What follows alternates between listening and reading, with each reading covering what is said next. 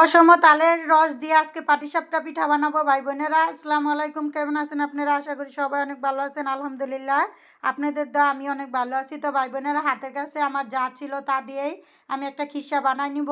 আপনারা যেভাবে মন চায় এভাবে বানিয়ে নিতে পারেন, যার যার পছন্দ যেভাবে। কেউ চাউলের গুঁড়া দিয়া করে, কেউ খিসা দিয়া করে। তো আমি আর হাতের কাছে সুজি ছিল, আমি সুজি দিয়ে বানাই নিছি।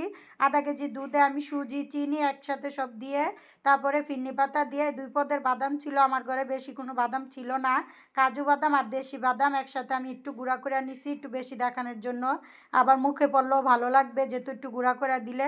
এ তো আমি এখন হালুয়াটা করে নিয়েছি। করে নেওয়ার পর এই তো আমি এখন অল্প করে বানাবো, যা অল্প করেই ছিল আমার কাছে তালের রস।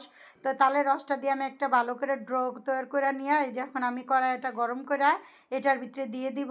দিয়ে সুন্দর করে এখন দেখেন মাশাআল্লাহ কি সুন্দর কালারটা আসছে, মানে অনেক সুন্দর হয়েছে পিঠাগুলা। আর খাইতেও অনেক মজা হয়েছিল। আমি ফার্স্ট টাইম তালের রস দিয়ে মানে পাটিসাপটা বানাইছি। আমি সবসময় বড়া পিঠা বানাই, মানে ছোট ছোট করে। তো যেহেতু শীতকাল, সব পিঠাই মজা লাগে, তাই আমি দেখেন একটা খেয়ে মানে লোভ সামলাইতে পারতেছি না, এত মজা হয়েছিল মাশাআল্লাহ। আর অসম তালের রসের পিঠাটা অন্যরকম লাগে ভাই বোনেরা। সবসময় তো আমরা গরমে তালের পিঠা খেয়ে আসছি, যদি ফ্রিজে সংগ্রহ করে রাখা যায় তাহলে ভাই বোনেরা সবসময় খাওয়া যায়। তা আসসালামু আলাইকুম।